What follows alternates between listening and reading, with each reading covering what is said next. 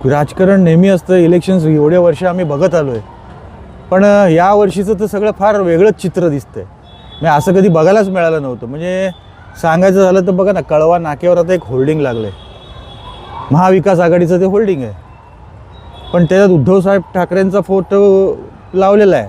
परंतु आपण बघाल तर त्यांचे जे उमेदवार आहेत बापू गायकर, त्यांचा त्याच्यात फोटो दिसत नाही.